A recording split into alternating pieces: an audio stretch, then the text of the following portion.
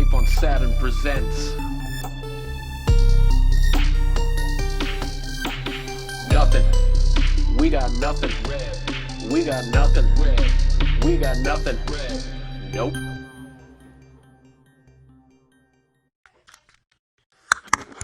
Okay, and hello. This is a brand new episode of We Got Nothing Red with your host, Ayhan Ozyesil, hello, and our special guest, Joshua Cyhied Malik Burbo, who is... hey, thanks for being on the show again. He's a real good friend of mine, and we both have a lot in common, including our diagnoses of ADHD, which I'm sure for him, like me, has been ever-present force in our life, and something that even if it kind of takes a bit of a back burner in a day-to-day thing, still kind of really drives everything. So speaking of which, Josh, why don't you tell us a little bit about yourself, and we'll go from there. Oh, all right. I was diagnosed with ADHD at about 6 years old. I just remember, I don't remember really much, but just pretty much the effect of just I was all over the place. Really just hated staying still when I was 6, and I was extremely impulsive. I remember one time I randomly got put in timeout because I went up to a kid and just headbutted him. But I was a 6-year-old boy, so Yeah. Boys just do dumb shit. Yep. I know exactly what you mean. But yeah, no, the impulsivity was probably the worst part of my ADHD for me. I wish I was and organization, definitely. I'd probably say when I was a child. Because I literally, my parents kept me back another year in preschool because of the amount I would rather play than learn. That makes sense. Because I was they were yeah, he's not ready for first grade yet because of the amount of just how much and I still see that how unprepared sometimes I am in my life today. I still see that even now. I'm damn, that ricocheted. Yeah, exactly, dude. And you know what? It's funny that you're saying a lot of these things, and as you're saying it, I'm yeah, man, yeah, this is all stuff that I totally remember growing up too. And even now, well, the main difference between you and I is you were diagnosed when you were younger. I actually went undiagnosed until I was just about 30. And yeah. So my parents were very old school. My mother's very religious, so she didn't really put a whole lot of stock in psychology, at least when I was growing up with that kind of stuff. And so the funny thing is, though, looking back on it, I had a lot of that impulsivity problem, and money was never in my pocket for very long because I'd see something in the street, boom, I had to have it, I had to buy it, I had to do this, if I had money. Yeah, no, exactly. I'm still that way sometimes. Right? Yeah.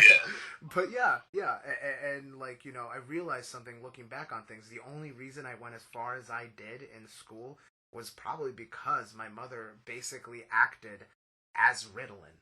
She was basically my human Ritalin. She would be behind me at all times, making sure I did everything I did in school and all that shit. And she was on my ass. It was bad. But I don't know how it was with you growing up with that kind of stuff. Were your parents kind of hard on you with that? My parents, they were, but it really didn't. It wasn't. They were on my ass, but my parents. It was weird. My parents.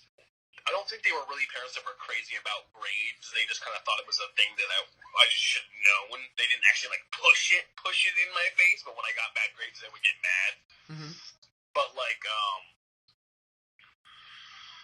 my friend Kieran's parents were all about grades, so he was so afraid to get bad grades and all that stuff. So my parents helped me focus. I would probably say the thing that helped me focus the most my ADHD probably had to be music.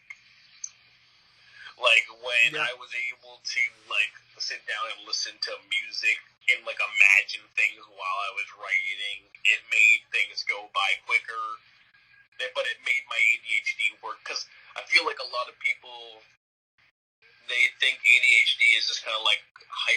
alertness, but it's actually sometimes to the point your brain just moves so fast that you can't even like think. Sometimes you can't even you can't even really get your thought out just because of how fast your brain is moving. I know exactly what you mean, man. Like there's you're in in the middle of a conversation and someone says something and then it sparks something in your head and you're like Exactly. And then you get like this computer froze moment. Yep. And and when you get overwhelmed, I don't know if it's the same for everybody, but when you're getting overwhelmed with ADHD, sometimes it just feels like your head's like an oven. Yeah.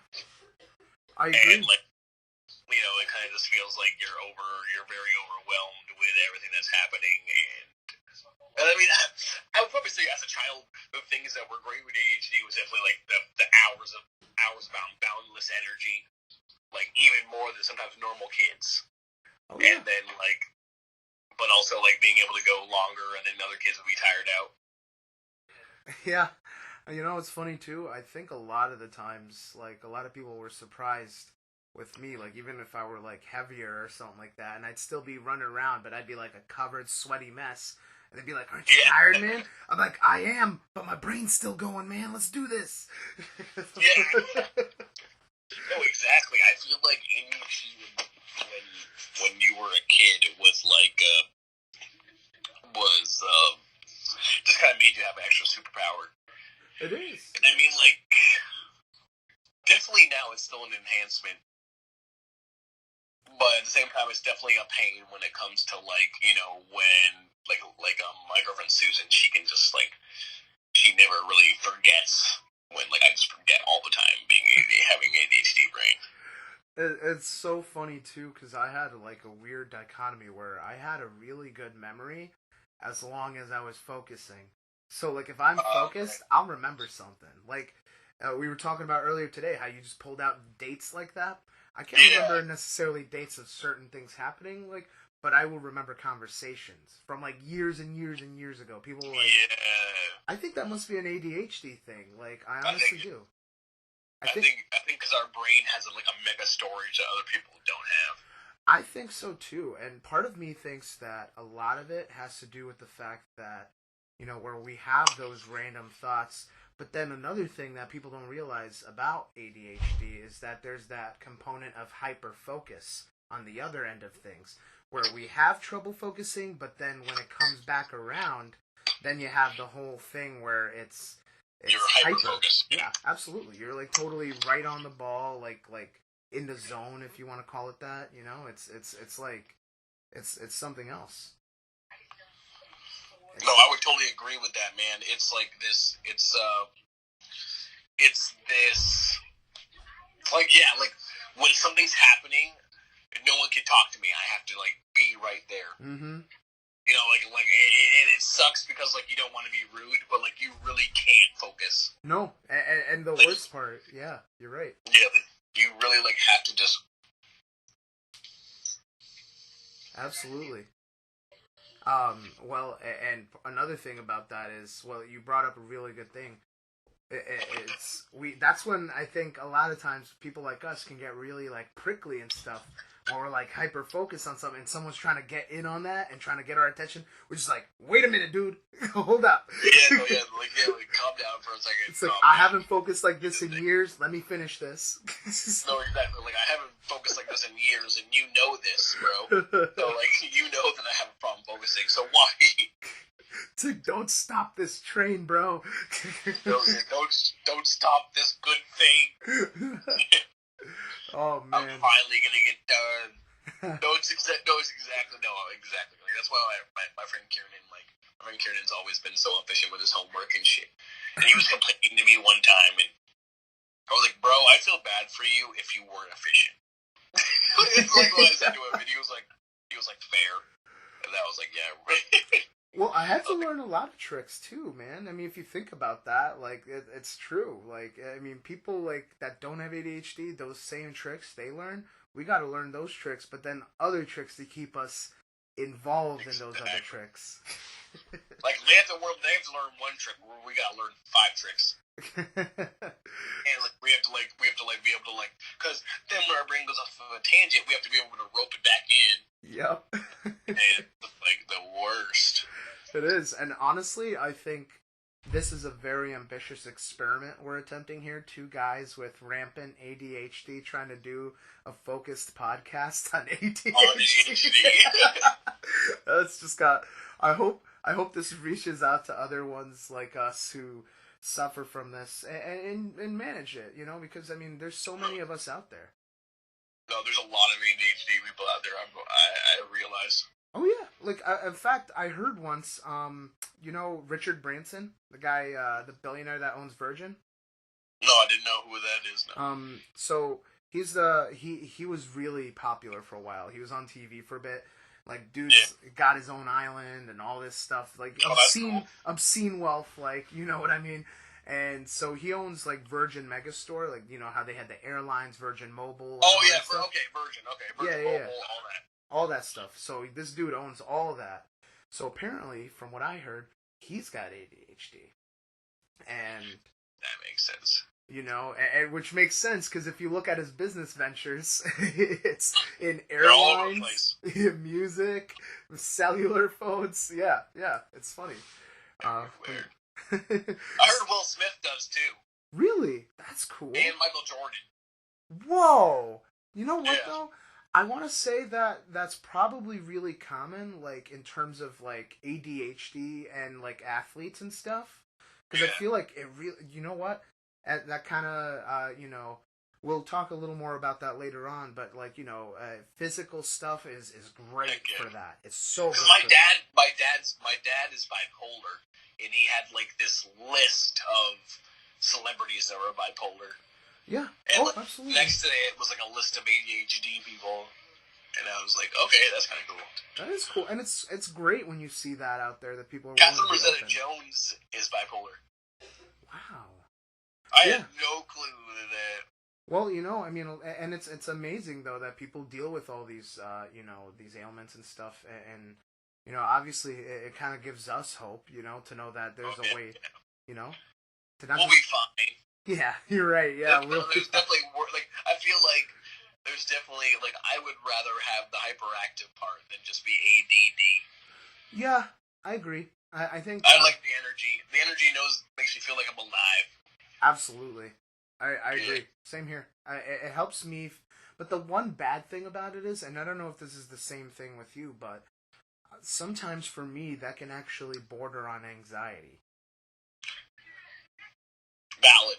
You know, and like if it's like I'm in the middle of, say, a high tension situation, which is great for us if we're balancing a bunch of stuff at once and we're in the zone and everything. But then like when it gets to be too much, there's always that point where you're like, all right, wait, hold on, I can't really think straight, like because you feel like you're taking on too much, you know. I mean, that hypermania, like that's a real thing, you know, especially with ADHD, like. You know, we can, like, when we're feeling our best selves, we can end up taking so much on our plate, you know? Yeah, no, exactly. It's like pretty screwed up. It is. But, no, I get that, the hyper-anxiety, yeah. So now, moving on, so, like, I was thinking maybe we could discuss a little more about, you know, as an adult now, like, okay, yeah, dealing with your ADHD. How do you feel like, you know, in your daily life? How's that been playing out? Oh, it's definitely like it's definitely like from when I was 19, it's way better. It's definitely like I definitely have still a long way to go with it. Yeah. Definitely. Yeah, I definitely still got a long way to go with being like a fully functioning ADHD person. But my mom has ADHD as well, with my birth mother also, and she's like 40, and she's got bipolar as well, and like she was working like 3 jobs and was like going hard. That's you know, like at 40, so I think like it's definitely possible. Oh yeah, absolutely. Now, in your daily life though, like, how do you feel like it's affected you?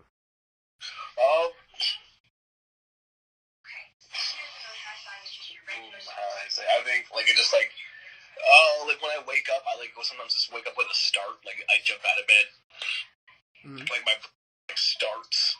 Yeah, I know exactly what you mean. It doesn't really, it skips all the warm up programming. Yep.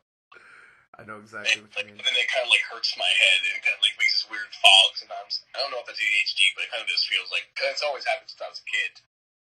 Yeah, I think, you know what's funny that you say that, because I feel the same way. Like, I've been, it's weird. It's like it always happens when I'm either going to sleep or, like, when I wake up. Like, when I go to sleep, I'll have this moment where I'm, like, unless I'm very tired or I put myself in a state where I'm very tired like that, you know, like, it's hard to shut the brain off, and you're just, like, trying to power down, you're like, come on, focus on your breathing, like, something. And then eventually, for me, I just kind of conk out, and I don't know exactly when. But then, you know, and then like you said, I'll just have this immediate boot process when I, you know, I hear something, or if I feel like I got to use the bathroom or whatever it is. And that's why I hate getting up in the middle of the night to go to the bathroom, because it's so hard to get back to sleep. You know. No, I that happens to me. Like when I'll wake up in the middle of the night. You know, it's hard for me to go back to sleep because my brain will just start going hard. Yeah, that's definitely one of the hardest things too. I mean, for me too, like later on, finding like my niche and like my what routines work out for me. You know, that was probably one of the hardest things. Like, how are you finding that's working for you? I'm realizing it's getting easier. It's getting easier to figure it out, but I still got a long way to go because I'm still only 24. Oh, dude, you and me both, man. I'm 33 and I still got plenty to figure out. Yeah, like I don't know anything. Hey, if it makes you feel any better, man, ditto. Yeah, I don't know anything, and like so many more people around me are just like so much more experienced, and it's just like. Dude. You know, it's just like breathing. You know, like that's why it's just like, you know, I don't know. When at the end of the day, I feel like I do pretty good. I do a pretty good job of trying to like. Sometimes I'm like, I've been getting way better at like trying to I used to like never want to do anything like ever, like even clean my room, like even like do anything. And I do that somewhat now. Like in my brain, like it will actually be a thing I want. Yeah. And when I was a kid, it really just wasn't. I just never cared about it. Oh yeah, same here. I think, and that's only gonna grow as you get older. I think, like, I think your desire for I guess order is gonna grow. I think, and at least I don't know if this is something unilateral, but that's kind of what happened for me. Like, you know, while I still have my bouts of chaos and everything, I mean, it's just what happens, but, like, I think more trying to, like, seek out more order and stuff is just kind of natural. It's kind of, because if you think about it, that's, like, kind of like the one thing we don't necessarily possess all the time, so it's kind of natural that we're always kind of searching for it, you know, like that. Yeah, you know, that structure. Like if we can control something and make it in order in our life, we're going to do it. Oh, yeah. Absolutely. I mean, and it really, it kind of brings a sense of security, and not just that, but like it helps you kind of move forward. It gives you motivation to kind of keep going with stuff like that. But yeah. Speaking of which, I think this is actually kind of a perfect segue to roll into our top 5. So if you want, what I can do is I'll give you my top 5. Since we didn't really necessarily discuss the format too much, I want to give you a really good example. So I'll start with mine. So these are the top 5 ADHD coping mechanisms for me. Number 1 for me is exercise.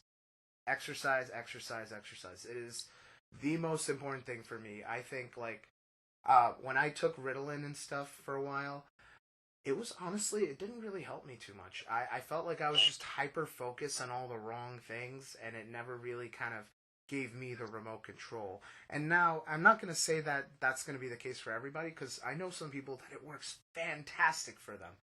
It's just, it just probably didn't work well for me. I tried Straterra, I tried other things, but nothing, and I do mean this, nothing has helped me like exercise has. I think getting that energy out is like probably one of the best things you can really do for your body, even if it's not necessarily running or weightlifting or whatever it is.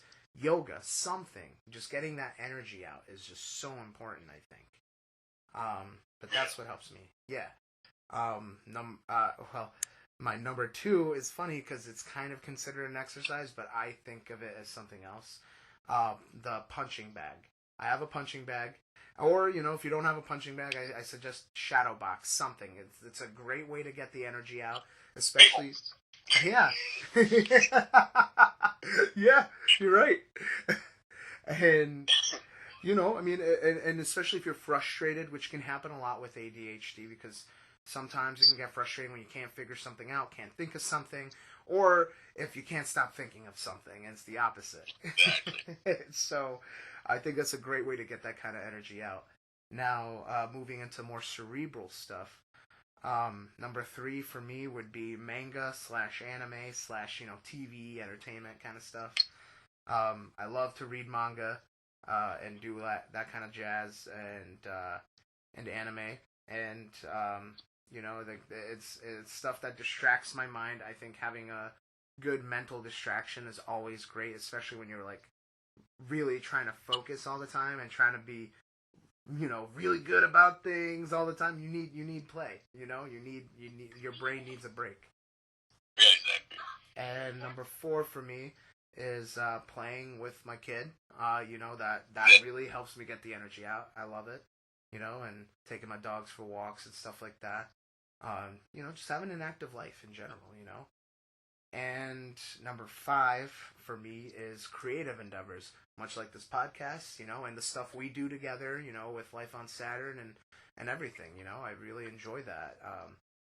Of course, with that, I think there comes a lot of like other stuff, that really helps with that, the creativity. Yeah, the creativity and... Yeah, it helps you deal with things. It helps you like kind of put things in order. So... Yeah, those are good choices, man. Hey, man. So those are my top 5 coping mechanisms. How about you? My top 5 really was definitely. I'd probably say number 1 for me was like watching TV. I love that. That was always like you said, it takes your brain off. But, like, also TV, it works at the pace of your ADHD sometimes. Yep. So it's way easier to just, watch something than to, like, deal with reality. Absolutely. And then, another one is, like, video games. Yeah, I'd probably say, like, number 2 would just because, like, video games, like when you're in those hyper-focused gelled moments, it's awesome. Especially when in ADHD, when you have like really good hyper moments, and then like once you get good enough, and I'd probably say that those are video games, and then number 3 would probably be like friends. Friends have helped me rein it in a lot of the time and put me in the right direction. 4, I'd probably say exercise. I exercise and used to do. Remember, like when my girlfriend broke up with me, I literally used to work out to deal with the depression. Yeah. Which it actually did work, but it was just like, but at the same time it was like dumb. but I know what you mean. But it was just like, I thought like. But then I'd probably say, like, number 5 would be, like, food. Awesome. Just, like, I've always, food, like, always is, like, a good relaxer and relaxes the brain. That's interesting. Yeah. Like, it's not, like, it doesn't always make, like, when you have a good meal, you're not, like, always thinking, you're kind of just, like, you're kind of like, damn, this is good food. Wow, I've never thought about that. You're right. It'd be like maybe life isn't that shitty right now because I'm eating Taco Bell. I guess it really depends on what side of the coin you are on that one. Well, yeah, no, but I mean, like, there's been times I've had like really shitty times. Like, I had like a shitty day at school, and then mom made like a bomb ass shepherd's pie, and then it just like changed everything. Yeah, you're right. It's like good ass food changes your mood, changes the outcome of the day sometimes. I think that should. You know what? I think I'm gonna make that the title for this episode. Good ass food changes your mood. Yeah, good ass food changes your mood. No, that's true. That's really great. Does. Oh man. Well, that's awesome. That's a great top 5. And I love how you came up with some, very,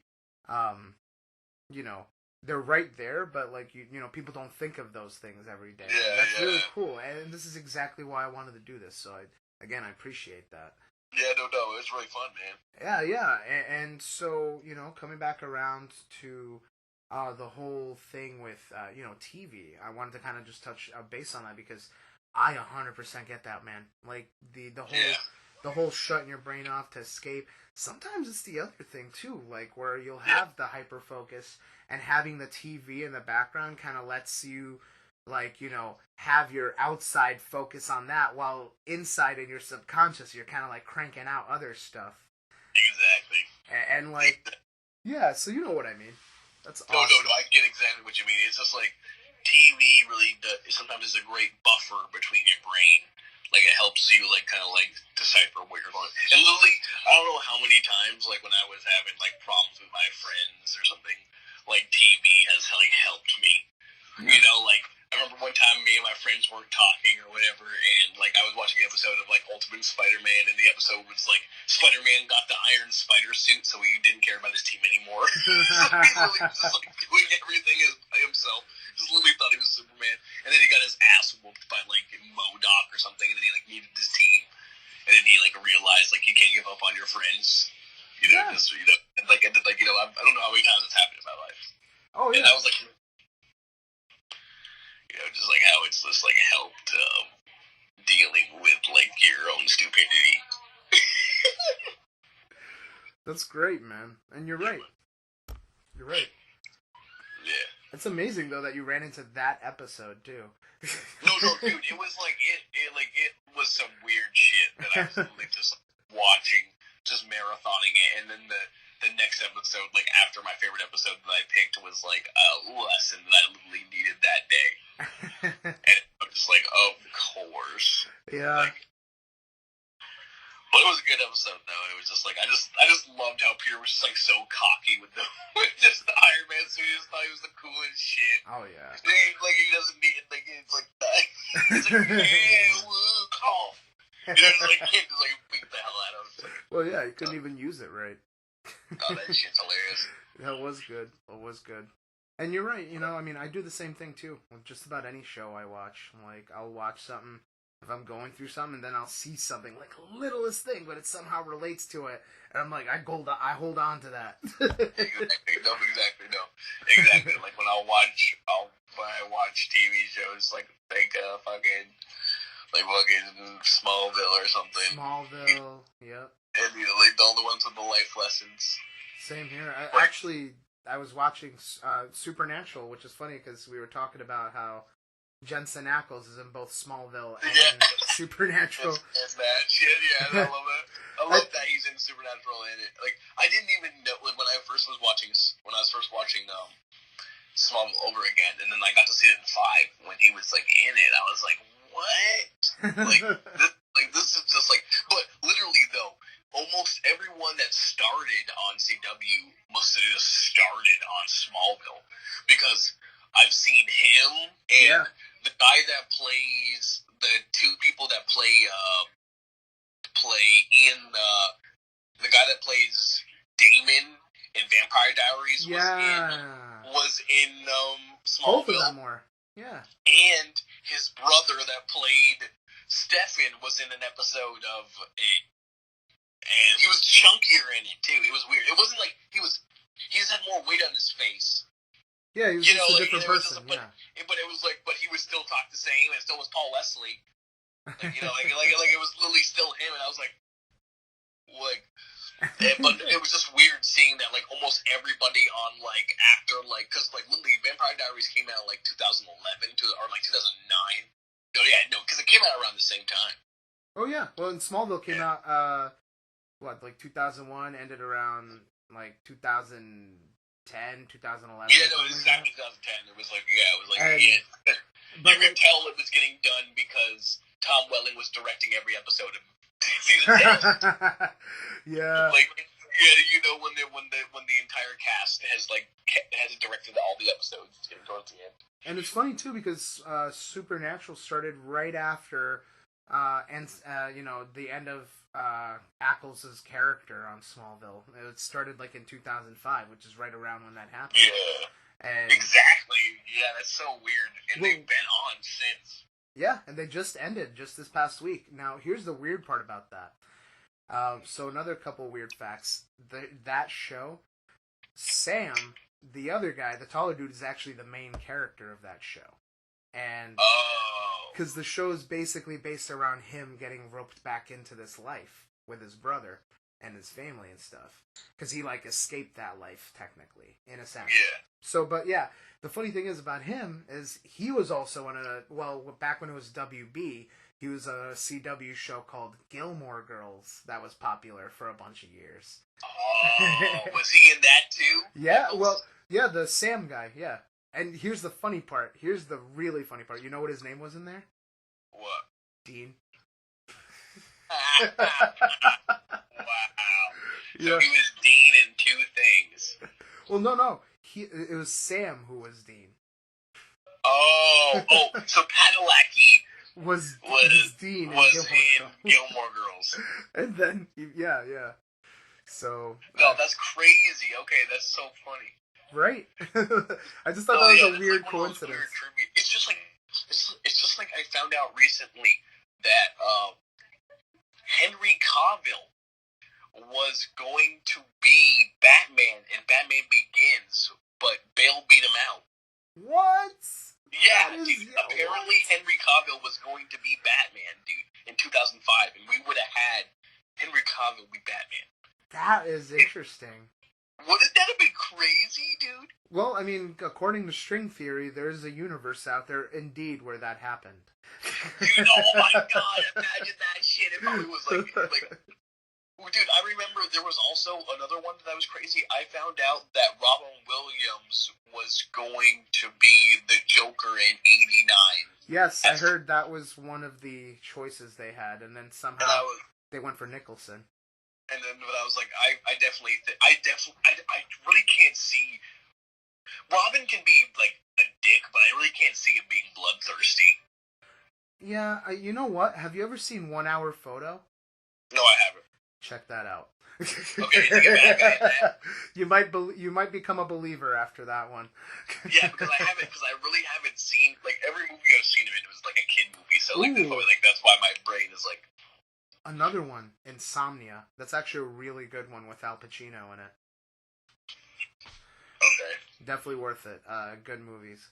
But, so, we come back to this example right now, which we just kind of went off on a tangent together.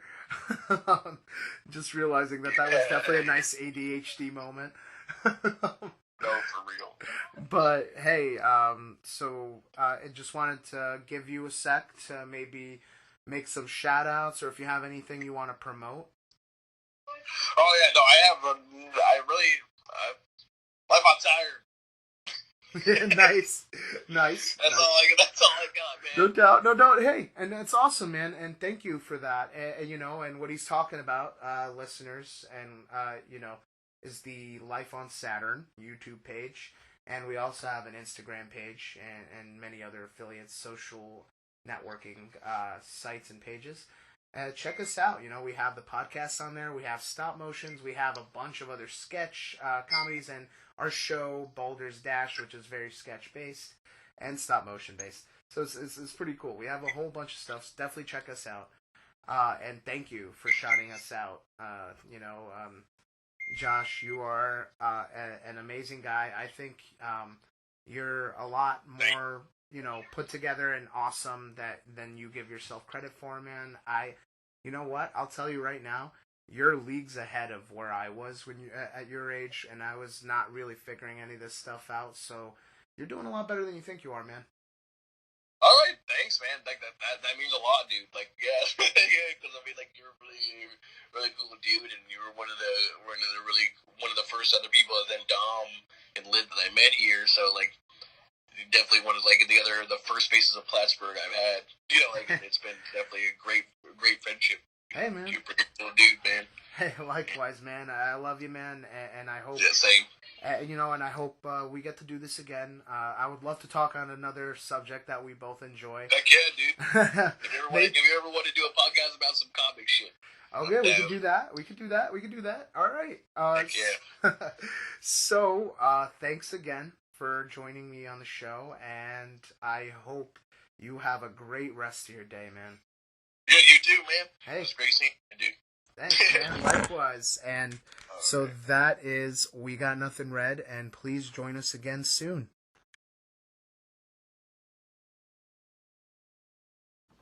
Hey, I'm Saturn Lunanova. Be sure to follow Life on Saturn Productions on Twitter, YouTube, Instagram, and Facebook to see our short films and music videos.